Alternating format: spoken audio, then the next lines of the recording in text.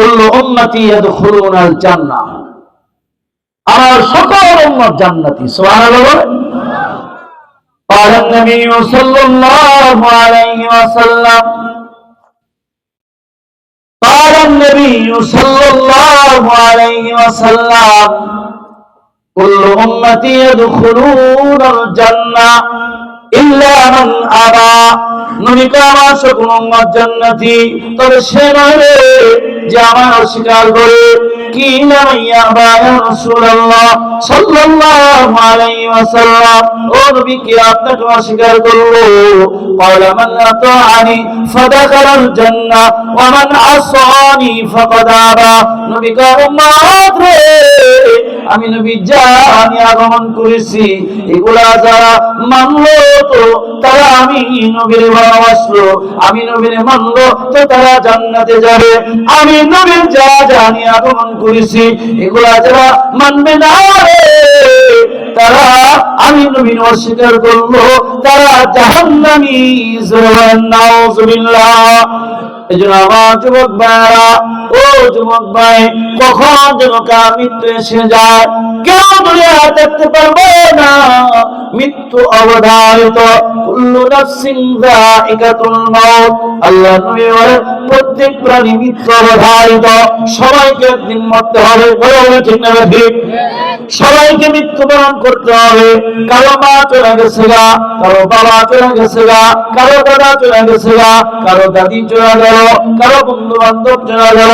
কে নিজের হাত দিয়ে নিজের বাবারে অন্ধকার কবরে রাখলাম? কে নিজের হাত দিয়ে নিজের মারে অন্ধকার কবরে রাখলাম? এই যুবক, ওই কবরে যাওয়ার আগে, ওই কবরে যাওয়ার আগে নিজের আমলকে সুন্দর করো, নিজের নাম মুসলমানের দপ্তরে উঠায় দাও, নিজের নামটা পয়গম্বরের উম্মতের খাতায় উঠায় দাও।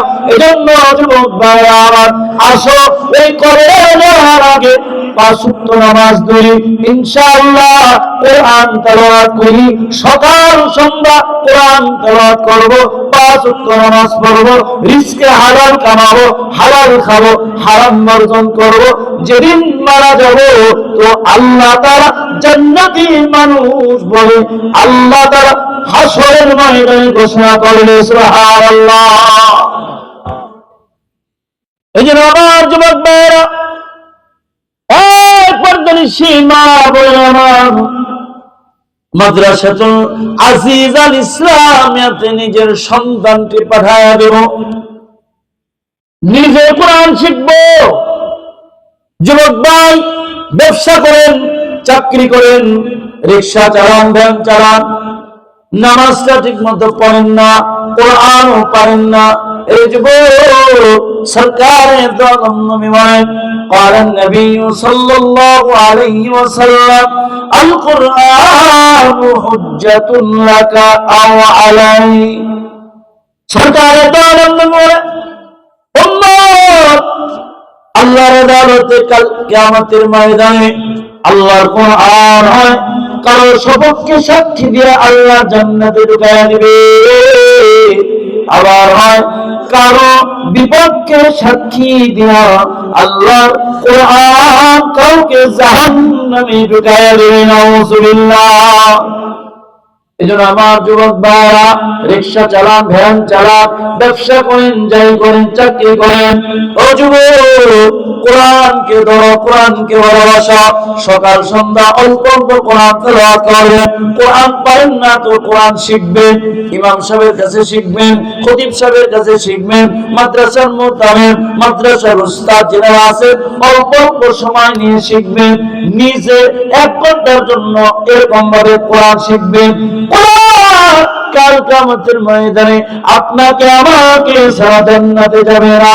আল্লাহর আদালতে বলবে রব্বে কারীম, তোমার বান্দা ঘুমকে হারাম করেছে, তোমার বান্দি হারামের ঘুম হারাম করেছে, দিনকে দিন মনে করে নাই, রাতকে রাত মনে করে নাই, কষ্ট করে কোরআন শিখছে, আমি কোরআন শাফাআত করলাম, তোমার বান্দা বান্দি জান্নাতে দিয়ে দাও। ওই দিন আল্লাহ তাআলা কোরআন শাফাআত কবুল করবে, তো বান্দা বান্দিকে আল্লাহ জান্নাতের মেহমান বানিয়ে দিবে। সুবহানাল্লাহ। আর রাসূল বলেন সুবহানাল্লাহ।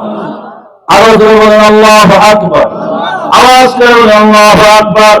এজন্য বাবাজিরা, আমি নিজে কোরআন শিখবো, সন্তানকে শিক্ষা দেব, নিজে করে কোরআন তেলাওয়াত করব, বিবিকে তেলাওয়াতের নির্দেশ দেব, সন্তানদেরকে কোরআন তেলাওয়াত দেব। যুবক, একমাত্র শান্তি যদি পেতে চাও, ঘরের ভিতরে যদি শান্তি পেতে চাও, যুবক ভাই ও বুড়া বাবাজিরা ও পর্দানিশী মা বোনেরা আমার, আমল ছাড়া গতি নাই, আমল ছাড়া উপায় নাই, আমল ছাড়া কোনো সুন্দর হবে না, আমল ছাড়া দিন সুন্দর হবে না, কথা হয় ঠিক না ঠিক, আমল ছাড়া কবর সুন্দর হবে না, আমল ছাড়া ফুলসিরাত পার হওয়া যাবে না, আমল ছাড়া সরকারের দ্বারে সবার করা যাবে না, কথা বলেন ঠিক না ঠিক।